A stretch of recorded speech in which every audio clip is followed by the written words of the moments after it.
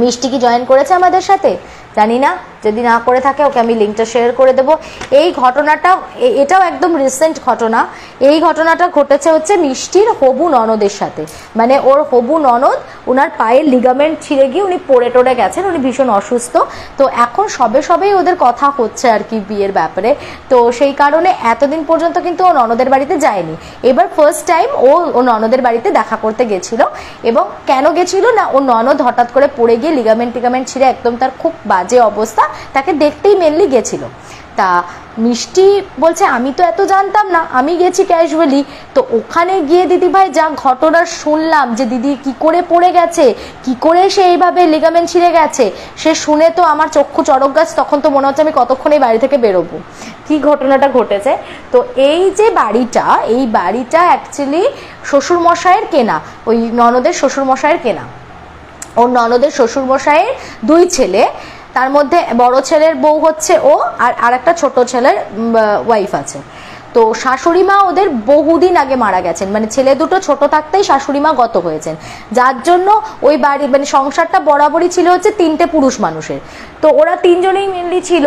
তো শ্বশুরমশাই ছেলেরা বড় হয়ে যাওয়ার পর ওনারা পৈতৃক যেখানে আগে ওনাদের ভিটে বাড়ি ছিলেন সেসব ছেড়ে ছুড়ে দিয়ে এসে 130 বছরের এই পুরনো বাড়িটা ওনারা কিনেছিলেন। এটা একটা একতলা বাড়ি। বাড়িটার গঠনটা খুব সিম্পল, মানে একদম একটা লম্বাটে ধরনের বাড়ি, বুঝলে। সামনেই বড় গ্যারেজের সাইড দিয়ে তুমি ঢুকে যাচ্ছ, তারপরেই বড় গোডাউন রয়েছে একটা। গোডাউন দিয়ে আবার তুমি সাইড দিয়ে যখন ঢুকে যাচ্ছ ভেতরের দিকে, একটাই রাস্তা পুরো ভেতরে ঢোকার, গ্যারেজ ক্রস করে গোডাউন ক্রস করে তুমি ভেতরে বাড়ির অন্দরমহলে প্রবেশ করছো। সেখানে একদম সোজা স্ট্রেট একটা করিডোর চলে যাচ্ছে, পেছনের দিকে একটা বড় উঠান আছে, পুরো বাড়িটা পাঁচিল দিয়ে ঘেরা। আর উঠোনের করিডোরের বাঁ হাত বরাবর পরপর ঘর যাচ্ছে, 2-3টে বেডরুমের পরে লাস্টে রয়েছে কিচেন অ্যান্ড ওয়াশরুম। একদম ঝাড়াঝাপটা কনস্ট্রাকশন, কোনো খুব একটা জটিলতা নেই বাড়িটা বোঝার ক্ষেত্রে। তো বললো আমরা যখন গেলাম তখন আমি দেখলাম যে একদম উঠোনের বাইরের দিক থেকে দোতলার সিঁড়ি উঠে গেছে। তো আমি জিজ্ঞাসা করলাম, তখন উনি বললেন যে আসলে ওদের নাকি যখন বাড়িটা একতলা ছিল, ওদের দোতলাই মানে ছাদে যাওয়ার কোনো সিঁড়ি ছিল না, ছাদের কোনো সিঁড়ি ছিল না। ওরা জামা কাপড় মেলা থেকে শুরু করে সবকিছু, ওদের বাড়ির পেছনের দিকে বিরাট উঠোনটা আছে, তো ওটাই ব্যবহার করতো। কাজেই ওখানেই যেহেতু সব মেলা টেলা হতো, সেই জন্য ওরা আর মানে ছাদের যাওয়ার কোনো ব্যবস্থা ওদের ছিল না। তো পরবর্তীতে নাকি ননদের মানে ছোট যে দেওর ছিলেন, ওই দেওর বিয়ে করার পর তাহলে 2 জা হলো। এবার 2 জায়ের মধ্যে বনিবনা হয়নি, মানে যতদিন পর্যন্ত তাও ওর ননদ বিয়ে করে একা এসছে ততদিনও একরকম চলছিল ঠিকঠাক। বড় ছেলের বউ তো শ্বশুরমশাইও খুব ভালোবাসতেন, কোনোদিন ওদের বাড়িতে কোনো অশান্তি তো ছিল না। কিন্তু মেয়েরা যেখানে ঝগড়া সেখানে তো হবেই, কিছু করার নেই। তো স্বাভাবিকভাবেই এবার যেই আবার ছোট মেয়েটা এসছে, মানে ছোট জাটা এসছে, তো স্বাভাবিক 2 জায়ের মধ্যেই আবার ঝামেলা শুরু হলো। এবং যার জন্য ওরা ডিসাইড করে যে আমরা দুজনে 2টো সেপারেট পোর্শন করে নেব। তো শ্বশুরমশাই বললো যে তোমরা একটা কাজ করো, আমি টাকা দিচ্ছি, বড় বৌমা তুমি একদম ওপরে আলাদা নিজের মতো নিজে সেপারেট সবকিছু করে নাও। এবার ওদের তো আর ওপরে গ্যারেজ আর গোডাউনের দরকার নেই, তো নিচে গ্যারেজ আর যে গোডাউনের পোর্শনটা সামনের দিকের ওই পার্টটা হচ্ছে তোমার পুরো ফাঁকা, ওটা খোলা ছাদ রয়ে গেল। আর একদম ওই যে নিচের পোর্শন ঠিক তার বরাবর ওই যে যেরকম করিডোর, তো করিডোর তার পাশাপাশি পরপর ঘর আর কিচেন ওয়াশরুম সব তৈরি হলো। কিন্তু এই ক্ষেত্রে ওপরে মানে যে পোর্শনটা করা হয়েছিল সেখানে মানে ওর ওয়াইফ মানে ননদ বলেছিল যে আমার ওই রকম মানে আলাদা করে আমি কিচেন ডাইনিং করব না, আমার একদম ঢুকেই প্রথমেই বড় করে একটা ডাইনিং আর মানে অ্যাটাচড উইথ ওই ওপেন কিচেন ওরকম একটা করে দাও। মানে ঢুকেই প্রথমেই একটা বড় ডাইনিং পড়বে যেখানে লোকজন এসে বসতে টসতে পারবে। মানে রুমগুলো আমি ভেতরের দিকে করে নেব, যাতে ভেতরের দিকে দরকার না থাকলে কোনো খুব মানে স্পেশাল কেউ না হলে ভেতরে যাওয়ার দরকার নেই, বাইরে থেকে তারা ঘুরে চলে যেতে পারবে। তো সেই জন্য ডাইনিং স্পেসটাতেই টিভি লাগানো ছিল, ওখানে ওদের সোফা কাম বেড টেড সমস্ত কিছু রাখা ছিল। আর ডাইনিংটা ক্রস করেই তার সাথে অ্যাটাচড হচ্ছে তোমার ওদের ওপেন কিচেনটা, আর তারপর ভেতরের দিকে রুমগুলো চলে যাচ্ছে। তো যথারীতি ওইভাবেই ওপরে কনস্ট্রাকশনটা হয়, পেছনের দিকটাও একদম তোমার উঠোনের দিকটা পড়ছে। তো ওই দিদি ওরা আস্তে আস্তে যখন দোতলায় চলে গেল, দোতলাতে ওঠার পর থেকে আস্তে আস্তে ওর সাথে নাকি পরপর কতগুলো ইনসিডেন্ট ঘটতে শুরু করে। কিরকম বলে, আমি প্রথম যখন ওপরে গেলাম, দেখ এত বছর কিন্তু ওর ননদ কিন্তু ওই বাড়িতেই আছে এবং ওর মানে 130 বছরের পুরনো বাড়ি হলে কি হবে, ও শ্বশুরমশাইও কিন্তু বহুদিন আগেই বাড়িটা কিনেছে, তো তারপরে এতদিন ধরে 3টি ছেলেও ছিল, তাদেরও কোনো প্রবলেম হয়নি। তারপরে এতদিন ধরে বড় বৌমাও আসার পরে সংসার করেছে, কোনো অসুবিধা হয়নি। এই ছোট বৌমা আসার পর যখন বাড়িটা ওপর নিচ হলো, এই যখন ওর ননদরা ওপরে গেল, প্রবলেমের স্টার্টটা হচ্ছে তখন থেকে, ঠিক আছে? তার আগে পর্যন্ত কিন্তু ওই বাড়িতে ওরা বহু বছর ধরে রয়েছে, কোনোদিন কোনো সমস্যা হয়নি। তা প্রথম যে সমস্যাটা সেটা হচ্ছে ওর ননদ ওপরে ওঠার পর থেকেই তার মানে ভেতর ভেতর রেগুলার জ্বর আসতো, প্রত্যেক দিন অসম্ভব পেটে ব্যথা, বমি, কিচ্ছু খেতে পারছে না। তো এবার যেটা হয় মানে স্বাভাবিকভাবেই মানুষের মাথায় তো নানান রকমের চিন্তা কাজ করে, তো ওপরে আসার পরে যখন ও রেগুলার এরকম অসুস্থ হচ্ছে, তো ওনার নিজে নিজেই বলছে আমি মনে মনে ভাবছি যে আমাকে মনে হয় নিচ থেকে আমার ছোট জামানায় টুকটাক করছে কিছু একটা কারণে, আমার এত শরীর খারাপ কেন হচ্ছে, আমার এত বছরে কোনোদিন এত শরীর খারাপ নেই, দোতলা আসার পর থেকেই আমার এরকম শরীর খারাপ, ওই যে নতুন আমার সব ঘর টর করে দিয়েছে আমার শ্বশুর মশাই, ওইটার হিংসাতে ওই আমাকে বোধহয় টুকটাক করছে। তো গেছে মন্দিরে গিয়ে নানান রকম তাবিজ টাবিজ নিয়ে একটু দেহবন্ধন করিয়ে নিয়েছে, ঝাড়িয়ে টাড়িয়ে নিয়েছে যে আমার এরকম প্রবলেম হচ্ছে। যাই হোক, তো এইবার ও একটা জিনিস ফিল করতে স্টার্ট করে যে ওর যখন মানে ওপর নিচ হয়ে গেল, আগে তো উঠোনে মেলতো জামা কাপড়, এবারে ওর সামনে অত বড় ছাদটা পড়ে রয়েছে, ও ছাদেই মেলবে স্বাভাবিকভাবে। তো ও কি করলো, ছাদে জামা কাপড় মেলতে যেত যখন, বলে ওর ঘর থেকে ছাদে পা রাখলেই না ওর একটা অদ্ভুত সেন্সেশন হতো, মানে একটা অদ্ভুত মানে শিরশির করছে গাটা, যা ছমছম করছে, যেন মনে হচ্ছে ওর আশপাশে কিছু একটা ঘুরে বেড়াচ্ছে, এরকম একটা অদ্ভুত ফিলিংস ওর কাজ করতো। তো এটা কেন ওর হচ্ছিল ও বুঝতে পারছে না প্রথমে। যাই হোক, এমনিতে ওর শরীরটা ভালো যাচ্ছে না, তো ভাবছে যে হয়তো শারীরিক দুর্বলতার কারণে আমি হয়তো মানসিকভাবেও একটু বিপর্যস্ত, তো সেই কারণে হয়তো আমার এরকম গা ছমছম করছে।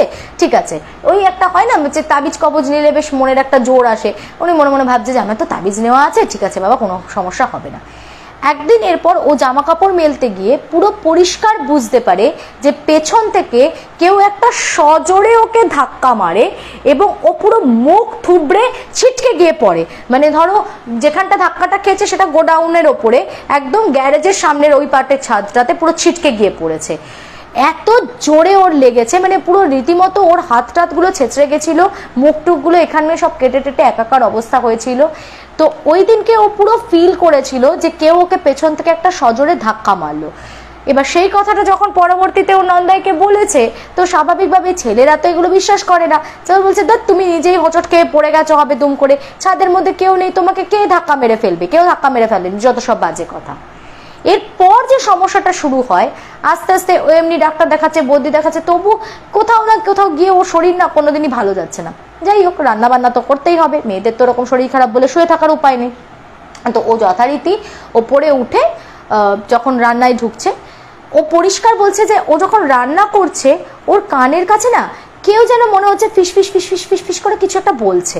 তো ও প্রথম 2-3 দিন কি করেছে, এরকম জাস্ট কানের কাছে মশা ভন ভন করলে আমরা যেরকম হাত দিয়ে এরকম সরিয়ে দিই না, ওরকম না বারবার কানের পাশ দিয়ে হাত দিয়ে সরিয়ে দিচ্ছে। কি হচ্ছে, একটা ইরিটেশন হচ্ছে ওর, যে কানের দুপাশে না সমানে মনে হচ্ছে কেউ যেন ফিস ফিস ফিস ফিস করে কথা বলছে কিছু একটা। তো বিষয়টাকে একদমই গুরুত্ব দেয়নি। এরপর একদিন চা বানিয়ে ও একটু রিল্যাক্স করবে, চাটা হয়ে গেছে, চাটা ঢেলে কাপে ও কাপলেটটা নিয়ে আস্তে আস্তে ডাইনিং এর সোফা কাম বেডটার দিকে আসছে, যে ওখানে বসে একটু রিল্যাক্স করে টিভি দেখতে দেখতে চা খাবে, ঘরে কেউ নেই। তো ও যখন ডাইনিং এর মাঝ বরাবর এসেছে, ওর মাথার চুলগুলোকে ধরে মানে পুরো পরিষ্কার বলছে যে এটা যদি কেউ আমাকে বলে আমার ইলিউশন, এটা আমি কিছুতেই মানবো না। আমি একদম সোজা হেঁটে আসছিলাম ডাইনিং এর ওপর দিয়ে, পুরো চুলটাকে আমার কেউ মুটি করে ধরে আচমকা মানে এত জোরে টান মেরেছে, ওই হাত থেকে কাপলেটটা পুরো আমার পায়ের ওপর পড়ে, গরম চাটা পুরো পায়ের ওপরে পড়ে একদম বিচ্ছিরি অবস্থা, পা পুড়ে টুড়ে। সঙ্গে সঙ্গে ওকে ডক্টরের কাছে নিয়ে যাওয়া হয়। তো যাই হোক, ট্রিটমেন্ট স্টার্ট হয়। ওই পা নিয়ে পুরো বললো আমি 1 মাস যে কি ভোগান্তি ভুগেছি, সেটা যে মানে আমি ভুগেছি আমিই জানি। মানে ওই পা নিয়ে আমার এত মানে ফোসকা পড়ে জল টল হয়ে সে বিচ্ছিরি অবস্থা, ড্রেসিং করে করে করে করে 1 মাস রীতিমতো বেড রেস্টে ওকে থাকতে হয়েছে। এবার ও যতবার হাজবেন্ডকে বলছে, ওর হাজবেন্ড বলছে দুধ তুমি আবারও পড়ে গেছো, নিশ্চয়ই পড়ে গেছো, এরকম কে তোমার ঘরের মধ্যে চুল টানবে? কিন্তু ও বলছে না আমি পড়ে যাইনি, আর আমি পা পিছলে পড়েও আমার হাত থেকে এটা পড়েনি, আমার চুলটাকে কেউ এত জোরে টেনেছে, এত জোরে, মানে আর দেখবে হঠাৎ করে, মানে তুমি যদি প্রিপেয়ার থাকো কোনো একটা কিছুর জন্য, তোমার দেখবে অ্যাক্সিডেন্টটা তাও একটু হালকার উপর দিয়ে যাবে, কিন্তু তুমি জানো মারতে আসছে, মেরে দিলে তুমি একটু নিজেকে সংযত করতে পারবে। একদম যদি হঠাৎ করে কেউ তোমাকে আচমকা আক্রমণ করে, ডেফিনেটলি তুমি আরো মানে অপ্রস্তুত থাকলে তোমার আরো বেশি ব্যথা পাবে। সেটাই ওর সাথে হয়েছে, ও একেবারে এটার জন্য প্রিপেয়ার ছিল না। ও বললো আমি পরিষ্কার বুঝতে পেরেছি, আমার চুলের মুঠিটাকে এরকম গোছ করে ধরে আচমকা এত জোর টান মারলো, পুরো কাপলেটটাকে আমার পায়ের ওপর পড়লো। বেশ, এই একটা ঘটনা গেল। তারপরে যেটা নেক্সট আর একটা ইনসিডেন্ট হয়, এবার আস্তে আস্তে তো বুঝতে পারছে যে ওর যখনই ও মানে কাজ করছে না, কোনো কাজ করছে বা বিশেষ করে কিচেনে যখনই ও রান্না করছে, ওর কানের কাছে না কেউ ফিসফিস ফিসফিস করে মানে গুনগুন গুনগুন করে গান গাইছে, যেন মানে হয় না মানে এটাকে সুন্দর, মানে কি একটা বলছে, কি যে করতে চাইছে ও সেটাও বুঝতে পারছে না, কিন্তু কেউ একটা মানুষ কিন্তু সে গুনগুন গুনগুন করছে, বা ওর গান শুনছে, বা মাঝে মাঝে মানে কিছু একটা ফিসফিস করে বলছে, কিন্তু কি বলছে এক্স্যাক্টলি ও বুঝতে পারছে না। এরকম অনেকক্ষণ ধরে, ও অনেক দিন ধরে ইভেন ফিল করছে। করতে করতে ও একদিন হঠাৎ করে বলছে যে আমি রান্না করতে করতে আমি অনেকক্ষণ ধরে ফিল করছি, করতে করতে ও পরিষ্কার ফিল করতে পারছে যে ওর দুটো হাত দিয়ে যদি কেউ, একটা মেয়ে তো আর এতটা মানে কি বলবো বোকা নয়, বা এতটাও তো তার মধ্যে মানে তার কোনো ফিলিংস থাকবে এটা তো হতে পারে না। ও পরিষ্কার বুঝতে পারছে যে দুটো হাত যদি হয়, দুটো হাত এরকম ভাবে আস্তে আস্তে আস্তে ওর কোমরের দিক থেকে এরকম পেটের কাছে এসে এরকম ভাবে যদি ওকে ধরে, তো যেরকম জাপটে ধরলে যেরকম হয় ওইভাবে ওর পেটটাকে কেউ এরকম ভাবে ধরে পুরো একদম এরকম শক্ত করে চেপটে ধরলো। এবার যে এইভাবে চেপটে ধরেছে না, ও বলছে আমার রীতিমতো আমি রান্না করতে করতে না মানে মনে হচ্ছে আমি নিঃশ্বাসটা আমার বন্ধ হয়ে যাচ্ছে, আমি আর নিঃশ্বাস নিতে পারছি না, আমি যে কাউকে ডাকবো, আমি যতই মানে নিচে শ্বশুরমশাই আছেন, যা আছেন, খারাপ হোক ভালো হোক ঝগড়া হোক, বিপদে পড়লে তো সবাই আসবে, বলে আমি যে নিচে চিৎকার করবো উপরে ডাকবো কাউকে, আমার সেই এবিলিটিও নেই, গলা দিয়ে আমার কোনো আওয়াজ বেরোচ্ছে না। আমি পরিষ্কার বুঝতে পারলাম যে এইভাবে এসে হাতটা এরকম ভাবে ক্রিস ক্রস করে কেউ পেটের মধ্যে এরকম কেউ যেন চাপটে ধরলো। এবার পেছনটা তো ফাঁকা, ওখানে তো কিছু নেই, তাহলে কিসের সাথে চাপছে জিনিসটা? ও পরিষ্কার ফিল করতে পারছে যে যদি কোনো মানুষ হয় তাহলে তো মানুষটার সঙ্গে তো তাহলে সে তাকে ওরকম ভাবে একটা জায়গাতে যে প্রেশারটা ক্রিয়েট হচ্ছে পেছন দিক থেকে, তাহলে তো কিছু একটা থাকতে হবে, তবে তো গিয়ে চাপটা আসবে। কিছু দেখতে পাচ্ছে না, ও মানে এরকম ভ্যাবাচাকা খেয়ে দুপাশে ঘোরার চেষ্টা করছে, কিচ্ছু নেই, কেউ নেই, বাট ওর ফিলিংসটা ওরকমই আসছে, কেউ ওর পেটটাকে শক্ত করে একদম ঘিরে চেপে ধরেছে। তো এই দিনকে বাড়িতে ওর হাজবেন্ড আসার পর ও ভীষণ রাগারাগি করে চিৎকার করে যে আমি এখানে থাকতে পারছি না, এখানে কিছু একটা আছে। তো ওর হাজবেন্ড বলছে তুমি মাথাটা একেবারেই গেছে, তুমি কদিন বরং একটা কাজ করো, বাপের বাড়ি থেকে ঘুরে এসো, কি শুরু করেছো কি তুমি দোতলা আসার মানে পর থেকে, এইটা হচ্ছে ওটা হচ্ছে, কে তোমার চুল টানবে, কেউ এখানে থাকে না, আর আমরা এত বছরের বাসিন্দা, এই বাড়িতে না কোনো দোষ আছে না কিছু, এতদিন ধরে তো তুমি নিজেও এই বাড়িতে থেকেছো, তাহলে কি প্রবলেম? কিন্তু ও বলছে না, মানে আমি একদম মানে শিওর যে এখানে কিছু আছে। এরপর যেটা শুরু হলো, এতদিন তো ফিল করতে পারতো, ও বলে যখন ও দুপুরবেলা একা হয়তো ওই সোফা কাম বেডটাতে শুয়ে শুয়ে টিভি দেখতো ডাইনিং এ, ও পরিষ্কার ওর মনে হতো যেন না ওর ওপরে কেউ একটা এসে শুয়ে চাপ প্রয়োগ করছে, ওর ওপরে যেন কেউ একটা চাপ দিচ্ছে এরকম। আচ্ছা, এইটা এরপর আস্তে আস্তে যেটা হলো যে এতদিন তো ও কোনো ভিশন পাচ্ছিল না, পুরো অদৃশ্য কিছু একটা জিনিসকে ও ফিল করছিল। এবার আস্তে আস্তে ও দেখতে পেতে শুরু করলো। কিরকম দেখতে পেতে শুরু করলো? ধরো আয়নাতে ও চুল আঁচড়াচ্ছে স্নান করে এসে, ও পরিষ্কার বুঝতে পারছে ওর পেছনে একটা কেউ দাঁড়িয়ে রয়েছে, একটা ছেলে, একটা মেলে অবয়ব, কিন্তু আমরা ক্যামেরাতে কোনো জিনিসকে ব্লার করে দিলে যেরকম হয় সেরকম। ও কিন্তু পুরো একটা পরিষ্কার ছেলের গঠনটা বুঝতে পারছে, বা ওটা যে একটা ছেলেই সেটা বুঝতে পারছে, কিন্তু ব্লার হয়ে গেছে জায়গাটা, ওখানে কিন্তু মানে কোনো মুখ চোখ নাক কেমন দেখতে থাকে কি বৃত্তান্ত সেটা কিছু সুস্পষ্টভাবে দেখতে পাচ্ছে না, পুরো একটা ব্লার ভিশন আসছে, কিন্তু পরিষ্কার ওর পেছনে কেউ দাঁড়িয়ে আছে সেটাও বুঝতে পারে। প্রথম দিন তো ওটা দেখে চিৎকার করে হাত থেকে সিঁদুরের কৌটো টোটো উল্টে পড়ে চিরুনি চুরুনি পড়ে টোড়ে একাকার অবস্থা। ও পরের দিন ওর হাজবেন্ডকে বলে না আমার ইমিডিয়েট তুমি কোনো এরকম কাউকে একটা ডাকো, বাড়িতে ডাকো, এরকম আমি পারছি না এখানে থাকতে, আমার প্রচন্ড সমস্যা হচ্ছে। তো ওর হাজবেন্ড বলে দুধ তুমি বেকার ভয় পাচ্ছ, আচ্ছা ঠিক আছে তোমার যখন এত ভয় লাগছে আমি দেখছি কি করা যায়, আমি বাবার সাথে কথা বলি কাউকে একটা নিয়ে আসবো। তো মানে ওই কাকুর আর কি অনেক জানা পরিচিত ছিল, আগেকার দিনে মানুষ একটু তান্ত্রিক ফান্ত্রিককে বিশ্বাসও করতেন। তো ওনার এক গুরুদেব ছিল, তো ওই গুরুদেবের সাথে উনি তারপর বলে যে এরকম তোমার বড় বৌমারও তো এরকম পরপর নানান রকমের সমস্যা হচ্ছে, তো তুমি দেখো ওনার সাথে কথা বলে উনি যদি একবার এসে আমাদের বাড়িতে দেখেন যে কোনো সমস্যা আছে কিনা। তো যথারীতি উনি বলেছেন ঠিক আছে আমি যোগাযোগ করব। ইতিমধ্যে ওর মানে যতদিনে যোগাযোগ করবে তার সেও আসবে বাড়িতে, মোটামুটি সে এক সপ্তাহখানেক সময়ও লেগেছে। প্রতিদিন নাকি ওই ছেলেটাকে পুরো দেখতে পেত, মানে দেখতে পেত বলতে ও হয়তো ছাদে জামা কাপড় মেলছে, হঠাৎ করে জামা কাপড় মেলতে গিয়ে ওর পাশে মনে হচ্ছে দাঁড়িয়ে রয়েছে, কিন্তু বারবার বলছি কোনো মানে একদম রক্ত মাংসে গড়া মানুষের মতন ওকে দেখতে পেত না, একটা ব্লার পিকচারের মতো ওকে দেখতে পেত, কিন্তু একটা পরিষ্কার ছেলের গঠন সেটা বুঝতে পারতো। আচ্ছা এরপরে কি হয় না, যখন ওই ভদ্রলোক আসেন উনি দেখেই বাড়িতে ঢুকেই বলছেন যে ও তো কালপুরুষের কবলে পড়েছে। এবার আমি একটা কথা বলি, আগের দিন যখন আমি একটা গল্প বলছিলাম সেখানে আমি একটা অতৃপ্ত মেল সোলের কথা বলেছিলাম এবং কথা প্রসঙ্গে বলেছিলাম যে অতৃপ্ত মেল সোল হলে মেবি সেটা কালপুরুষ হতে পারে। কেন বলেছিলাম, কালপুরুষ জিনিসটা কিন্তু একদিন আর দিনে তৈরি হয় না।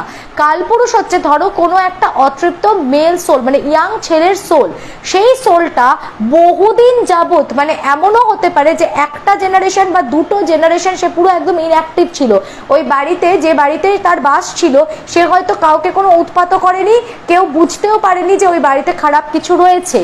এটার কনসিকুয়েন্স কিন্তু পরের দুটো জেনারেশনের পরেও এটা ফেস করতে পারে। বহুদিন ধরে কোনো অতৃপ্ত ইয়াং মেল সোল সেটা যদি বিভিন্ন হয়তো অনেকের বাড়িতে থাকে না এটো কাটা মানে না, ওই রকম এটো কাটা ওইসবের ওপর দিয়ে পাস করেছে, কিংবা বাথরুমের ওপর দিয়ে পাস করতে করতে করতে করতে তার মধ্যে প্রচুর নেগেটিভিটি বা তার মধ্যে প্রচুর নেগেটিভ এনার্জি আস্তে আস্তে আস্তে আস্তে সমস্তটা মানে কি বলবো ও গেইন করতে করতে করতে ধীরে ধীরে বহু বছর ধরে কালপুরুষ হয়ে ওঠে, যেটা কিনা এতটাই পাওয়ারফুল হয় যে এরপরে ও যদি এরপর কাউকে ধরে তাহলে কিন্তু তাকে ছাড়ানো নেক্সট টু ইম্পসিবল হয়ে যায়। মানে তারপরে কিন্তু তুমি যতই তন্ত্র মন্ত্র বীজ তাবিজ কবচ করো, এন্ড অফ দ্য ডে মানে বলে নাকি তান্ত্রিকদের মতেই যে কালপুরুষের দৃষ্টি একবার পড়লে তাকে লাইফ টাইম ভোগান্তি ভুগতে হয়, সে কিন্তু চট করে ছেড়ে যেতে চায় না। আর কালপুরুষকে ডাকাও যায় না, কালপুরুষ নিজে থেকে আসে। এবার এখানে একজন কমেন্ট করেছিলেন দিগন্ত রায়, উনি বলেছিলেন যে আপনি ভুল বলছেন, এটা ক্ষেত্রপালও হতে পারে। ক্ষেত্রপালের সাথে কালপুরুষের বিন্দুমাত্র কোনো সম্পর্ক নেই। অনেকেই তোমরা জিজ্ঞেস করো ক্ষেত্রপালটা কি, ক্ষেত্রপাল কিন্তু কোনো নেগেটিভ এনার্জি নয়। অ্যাকচুয়ালি ক্ষেত্রপাল হচ্ছে ক্ষেত্রের রক্ষক, বা ক্ষেত্র বলতে ফসল ক্ষেত আমরা যেটাকে বলি, এটা হচ্ছে তোমার মহাদেবের ভৈরব মূর্তি একটা, ঠিক আছে? মহাদেবের ভৈরব মূর্তি বাংলা বিহার উড়িষ্যাতে এটার পুজো প্রচলন আছে, এবং ইনার মেন কাজটা হচ্ছে ক্ষেত বা ফসলকে রক্ষা করা। কিন্তু ক্ষেত্রপাল কিন্তু কোনো ভূত নয় বা কোনো অশুভ নেগেটিভ সোল নয় বা কোনো নেগেটিভ জিনিস নয় যেটা অন্য মানুষকে অ্যাটাক করে বা ক্ষতি করে। এবার কোনো কোনো সময় ক্ষেত্রপালের জন্য অনেক দুর্ভোগ মানুষকে ফেস করতে হয়, কিন্তু সেটার অন্য ব্যাখ্যা আছে। তো সেটা আমি একটা ক্ষেত্রপালের গল্প নেক্সট ডে বলবো, তো যখন বলবো আমি তখন ওটা এক্সপ্লেন করে দেবো যে ক্ষেত্রপালের কনসিকুয়েন্স কি হতে পারে। কিন্তু Kshetrapal is not equal to Kalpurush, ঠিক আছে? Kalpurush is something different, Kshetrapal কিন্তু পুরোই ডিফারেন্ট। ওকে, তো ওটা একদমই ভুল আপনি লিখেছিলেন যেই কমেন্টটা করেছিলেন আর কি। যাই হোক, আমি কালপুরুষে আবার ব্যাক করছি। তো উনি এসেই বলেন যে এই বাড়িটা যেহেতু 130 বছরের এত পুরনো বাড়ি, তো এই বাড়িতে বহু দিন আগে থেকেই হয়তো কোনো একটা ওরকম মানে সোল ছিল, একটা কোনো মেল সোল ছিল, এবং হয়তো সেটা মানে আশপাশের কোনো গাছ বা কোনো বাড়ির মধ্যেই কোথাও একটা জিনিসটা ছিল, কিন্তু সেটা এতদিন পর্যন্ত অ্যাক্টিভ হয়নি। প্রথমে কেন হয়নি? কারণ প্রথমে ওই বাড়িতে 3 জন মেল পার্সন থাকতো, কালপুরুষ মেলদের প্রতি অ্যাট্রাক্টেড হয় না, তো তারা কোনো কিছু বুঝতেও পারেনি। দ্বিতীয় ক্ষেত্রে হতে পারে কি, একতলাতে যেহেতু ওটা অনেক বছরের পুরনো বাড়ি এবং ওটা বাঁধন দেওয়া ছিল, ওখানে সব গৃহস্থদের বাস ছিল, তো ওরা মেনলি হয়তো ওই জিনিসটার যাতায়াতের পথ ছিল হচ্ছে বাড়ির ছাদটা, ওখান দিয়ে সেই জিনিসটা যাতায়াত করতো, যার জন্য ওদের তো ছাদে ওঠার অ্যাজ কোনো সিঁড়ি টিড়ি ছিল না। আমি প্রথমেই বলেছি ওদের পরে দোতলা হয়েছে, যখন বাইরে দিয়ে সিঁড়ি করা হয়েছে উঠোনের দিক থেকে, তো যেহেতু ওপরেও কেউ আসতো টাসতো না, তো ওই জায়গাটাতে কোনো রকম কোনো ডিস্টারবেন্স ছিল না বলে সেও আর কাউকে বিরক্ত করেনি বা সেই জিনিসটা মানে কারোর প্রতি অ্যাট্রাক্টেড হয়নি। এবার যখন ওপরে দোতলা তুলে ওই বৌদি ওপরে থাকতে গেল আর কি, মানে বৃষ্টি যে হবু ননদ সে যখন আবার থাকা শুরু করলেন, তখন যখন ওর চলার পথে এই মহিলাটিকে ও পায় এবং স্বাভাবিকভাবেই ও তার প্রতি অ্যাট্রাক্টেড হয় এবং যে জিনিসটার একটা খুবই অশুভ ছায়া ওর দিদির ওপর পড়ে গেছে। তো উনি বললেন যে আমি মানে উনিও এই কথাটা কিন্তু মেনশন করেছেন যে কালপুরুষ এমন একটা জিনিস, একে আমরা কন্যকের জন্য এর মানে এই যে যে অসুবিধাগুলো হচ্ছে বা ডিস্টারবেন্সগুলো হচ্ছে সেটা কিন্তু আমরা একটা স্থিতাবস্থায় আনতে পারলেও, মানে সেটা আমরা যাই করি, যজ্ঞ করি বা তাবিজ যাই দিই, কালপুরুষের দৃষ্টি একবার পড়লে সেটা ছাড়ানো কিন্তু মুশকিল হয়, এটা কিন্তু পরেও আবার ঘুরে আসতে পারে। তো বেটার হয় আপনারা এই বাড়িটা ছেড়ে কিন্তু চলে যান। এবার যথারীতি এবার ওরা যখন মানে ওই সমস্ত হয়েছে তাবিজ নেওয়ার পরে নিজেদের মধ্যে এবার কথোপকথন চলছে যে তাহলে এই বাড়িতে থাকাটা আমার জন্য সেফ নয়, আমি তাহলে এই বাড়িটা চেঞ্জ করব বা বাড়িটা ছেড়ে অন্য জায়গায় চলে যাব। যেদিন ওদের মধ্যে এই কথোপকথনটা হয়েছে, যেদিন ওই লোকটি এসেছিল ওকে তাবিজ দিয়েছে, সবকিছু হয়েছে, সেদিনই ওপর থেকে নিচে নামতে গিয়ে সিঁড়ি দিয়ে বেকায়দায় পড়ে গিয়ে ওনার পায়ের লিগামেন্ট ছিঁড়ে একাকার অবস্থা, এখন উনি পুরো একদম বেড রেস্টে রয়েছেন। তো এইটাও মানে বলছে ওর দিদি মানে ওই ননদ যে আছেন উনি বলছেন যে আমি কিন্তু নিজে থেকে পড়িনি, এটাও আমার মানে আমি পরিষ্কার বুঝতে পেরেছি আমাকে পেছন থেকে কেউ সিঁড়ি দিয়ে ধাক্কা মেরেছে, কিন্তু সেটা তো কাউকে বললে তো এমনিতে কেউ বিশ্বাস করতে চাইবে না। তো সবাই বলছে না তোমাকে তো এখন তাবিজ দেওয়া আছে, তোমার গায়ে তো কবজ আছে, কি করে কি হবে। বাট ও কিন্তু বলছে যে না, এই তাবিজে কোনোই কাজ হয়নি, আমাকে কিন্তু পেছন থেকে কেউ একটা সজোরে ধাক্কা মেরেছে, আমি সেটা অনুভব করেছি এবং তাই জন্যে আমি পড়ে গিয়ে সেই পাটা লিগামেন্ট ছিঁড়ে একাকার অবস্থায় এখন সে একদম বেড রেস্টে। তো তাকেই দেখতে মিষ্টি গেছিল। এইবারে মিষ্টির বক্তব্য হচ্ছে আমাকে তো ওপরের ঘরে নিয়ে গিয়ে বসিয়েছে, সে তো বিছানায় শুয়ে আছে, আমি তো তার পাশে বসে আছি, এবার সে আমাকে ওখানে গল্প বলছে যে এই ঘরের মধ্যেই কালপুরুষ আছে, এখান দিয়ে এসে যাতায়াত করে এই পথে। এইবারে তখন বলছে আমি না চুল খুলে একটু গেছিলাম ফ্যাশন করেছে, যাই একটু প্রথম ননদের বাড়িতে ঘুরতে যাচ্ছি বা যাই হোক দেখতে যাচ্ছি, যাই হচ্ছে আমি ওই বাড়ির হবু বউ, একটা তো ব্যাপার থাকেই না নিজের ইমেজ ক্রিয়েশনের। বলে আমি তো তাড়াতাড়ি করে চুলটাকে কোনো মতে বেঁধে মানে ওখান থেকে আমি বেরিয়ে আসতে পারলে বাঁচি, তখন আমি তাড়া লাগাচ্ছি আমার বয়ফ্রেন্ডকে যে চলো হয়ে গেছে আর বেশিক্ষণ থাকবো না এখানে। মানে দিদি যা গল্প আমাকে শুনিয়েছে, ও এমনিতেই খুব একটু ভীতু প্রকৃতির, বলে আমি এবার ওখান থেকে চলে আসতে পারলে বাঁচি। বলে আমি তারপরে এই যে এসছি আমি মনে মনে ফোন করেছি যে ওই দিদি তো বলেছে যে ওই বাড়ি থেকে ওরা অন্য কোথাও শিফট করবে, ওরা কোথাও শিফট করে যাক, আমি তারপরে আবার দিদির বাড়ি যাবো, ওই বাড়িতে তো আমি আর যাবো না, মানে আমি আর কিছুতেই ওই বাড়িতে ঢুকবো না। যাই হোক, তো এটা একটা খুব বাজে কনসিকুয়েন্স। ওর ননদ বেশ কিছুদিন ধরে উনি প্রচন্ড মানে জর্জরিত এবং বলে ওই ফিলিংসটা না মানে ওনার জন্য ভীষণ ফিলিং ছিল, বলে পুরো খাকা করতো, ওপরটা কেউ নেই, একদম ফাঁকা, আর ওইরকম কানের কাছে সে সমানে না গুনগুন করতো, মানে কয়েকটা ভিশন ওনার জন্য ভীষণ মারাত্মক ছিল। বলে যখন আয়নার সামনে দাঁড়াতো বারবার মনে হতো পেছনে ওরকম দাঁড়িয়ে রয়েছে। তো যেগুলো দিনের পর দিন ওকে অনেকটা মেন্টালিও হ্যারাস করেছে, যার জন্য ও মানসিকভাবেও এখন প্রচন্ড বিধ্বস্ত, স্ট্রেসের ওষুধ নিতে হচ্ছে, অনেক কিছুই করতে হচ্ছে। যাই হোক, মেডিকেলিও ট্রিটমেন্ট চলছে, প্লাস তোমার আরও যা করার ওই তান্ত্রিক দেখিয়ে সেগুলো সমস্ত করা হচ্ছে। আই হোপ যেন উনি একদম ঠিক হয়ে যান, ভালো থাকেন, সুস্থ থাকেন এবং সব ঠিকঠাক হয়। তো যাই হোক, ওনারা ওই বাড়ি ছেড়ে হয়তো চলেও যাবেন কিছুদিনের মধ্যে। তো এই ঘটনাটা আমার দারুণ লেগেছিল, তাই তোমাদের সাথে তো শেয়ার করতেই হতো। শ্রেয়া কেমন আছো লিখছে তনুশ্রী সরকার, তোমাকে আজ ভীষণ স্নিগ্ধ লাগছে। থ্যাংক ইউ তনুশ্রীদি, ভালো আছি। রিমিতা সরকার লিখছে খুবই ভয়ঙ্কর, thank you. MK Roy Chowdhury is watching. দাদা আপনাকে একটা কথা বলি, আমার সব দিকেই নজর থাকে, আপনার দিকেও আমার নজর আছে। আগের দিন আমি এটা লাইভে বলেছিলাম, আপনাকে পাইনি। আপনি আমার একটা পোস্ট শেয়ার করেছিলেন, সেখানে একজন ভদ্রমহিলা একটা অফেন্সিভ কমেন্ট করেছিল।